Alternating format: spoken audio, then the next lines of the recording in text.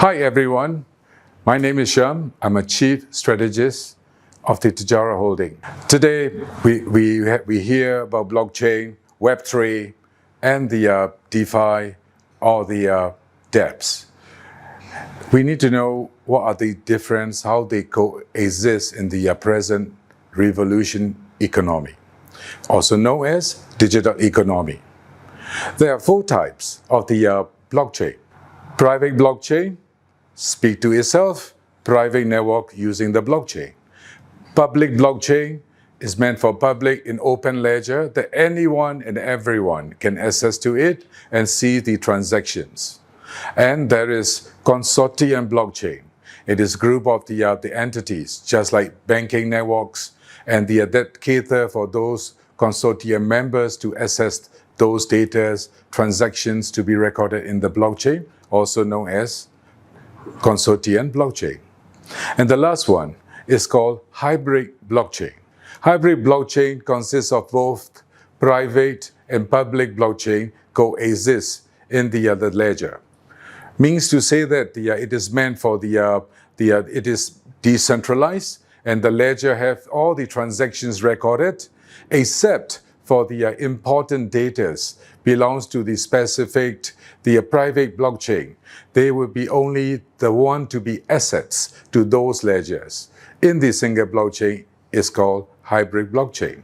So those blockchain are started to popular in 2008, the give birth of the Bitcoin network.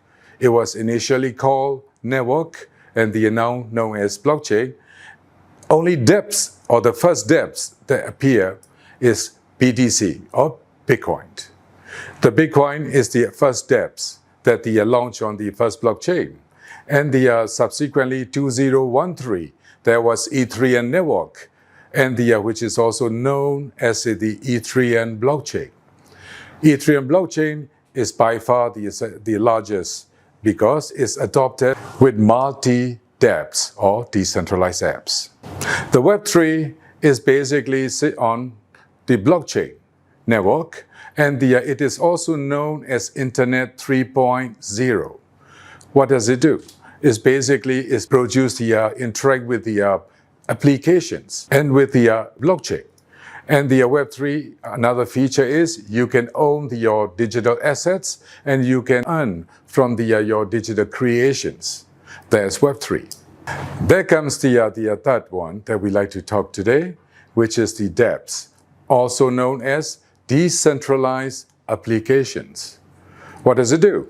Decentralized applications basically cater for its solutions to it works exactly like the web page or the website that we know. It's exactly the same. The only different thing is websites sit on the single server. And to be serving is not in public ledger, but the dApps looks like it, but the different is actually sits on the decentralized nature and decentralized blockchain. There are 14,199 dApps application as of now. And this is 2023 August. 4 years ago, 2018, there was 1,000 decentralized applications exist. Means 1,400% increase. Among the 14,199, the giant share of the decentralized applications are in Ethereum network or Ethereum blockchain. Means what? There is a phenomenal growth rate. There was 1,400% increase in the dApps applications, which is nothing as compared to the world population. The usage of blockchain is only barely hitting the 2% of the global populations, means there is an uptrend. But there is also bad news. Nothing short of any technology revolution and changes. There was a bear market in the 2022 particularly, since 2021, and despite the bear markets, more and more dApps or decentralized applications keep producing today. Means it is the revolution is real. The phenomenal growth of the dApps today is a sign that changes, revolutions in the global world, digital economy, and the conduct of the business in years to come is changing in phenomenal pace. Means we cannot be just ignore it. And do not confuse yourself in the participating and without understanding, investing in the cryptocurrencies we all hear many times before. The scam after scams. FOMO, fear of missing out. We jump into the projects that we don't even understand. But as a matter of fact, every dApps, it is written in open source. And it is written in the set of code. We call it backend codings to run on the blockchain, or also known as smart contract. Those smart contracts have specific codes and tasks. And it is basically the rules. All the rules are pre-written. And that exactly runs in blockchain without interference, without central authority. The dApps are basically, there are three or more. Actually, there are three main ones. The first one is called the Game Decentralized Application, or Decentralized Application for Game. Guess what? It's called GDApps.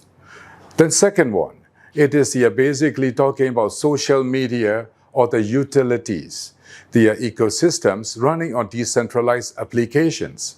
And that is called UDApps.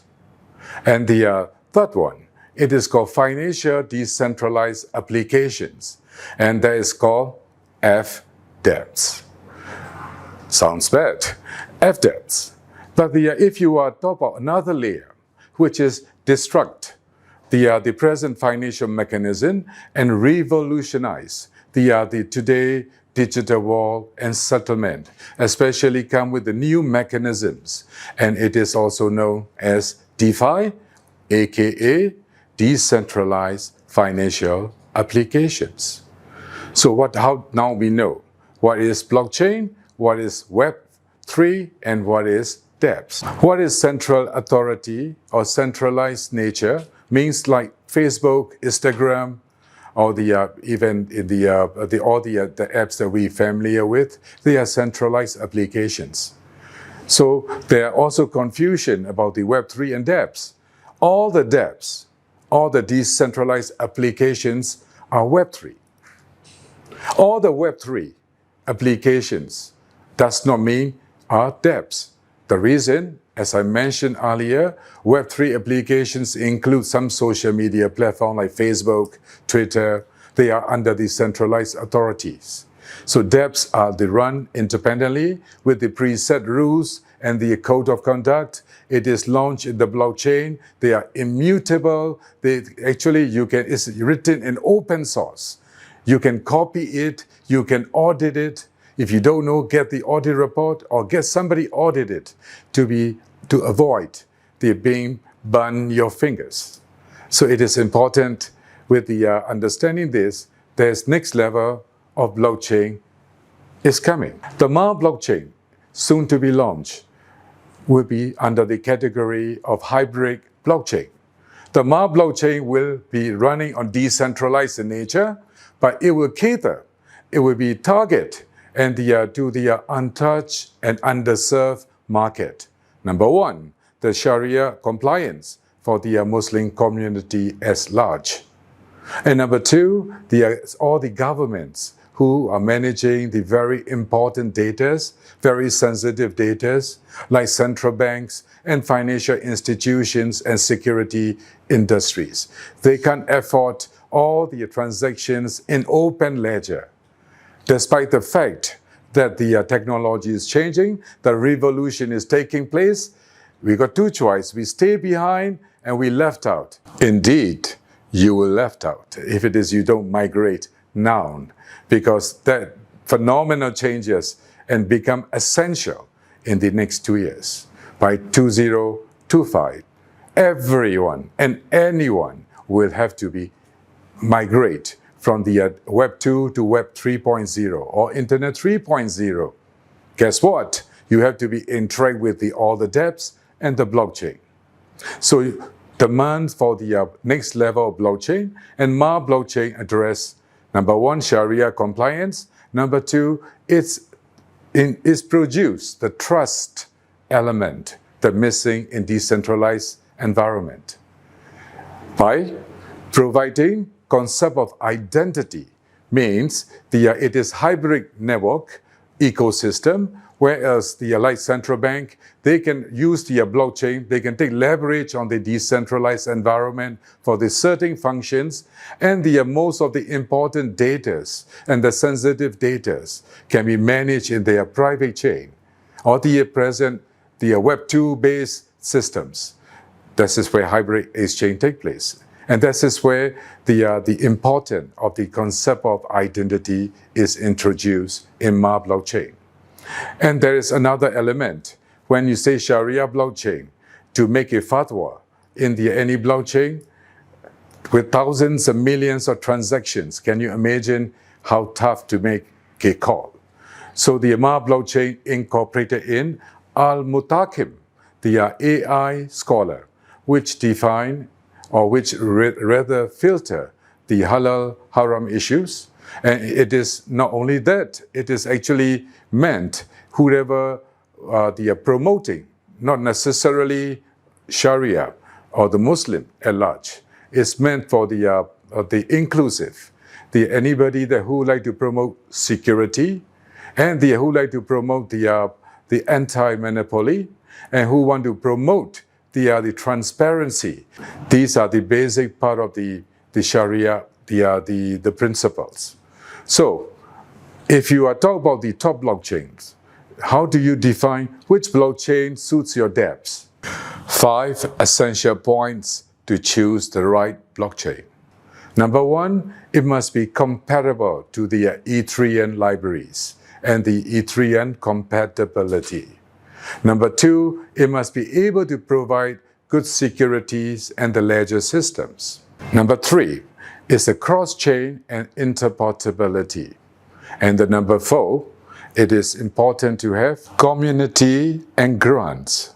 Number five, the real-world data, or also known as oracles. If any blockchain that you want to use for develop your dApps or define applications, these 5 things is essential. And Maal blockchain soon to be launched in the celebrating together with the National Day of Malaysia on August 31st is launching soft launch. The soft launch comes with the many goodie bags. All you got to do is click into this page, and basically you can learn more about Maal blockchain and the airdrops and as they say, switch the chain and Swift chain, because they're promoting one of the airdrop includes Taylor Swift, the tickets, and Maal Chain. See you guys.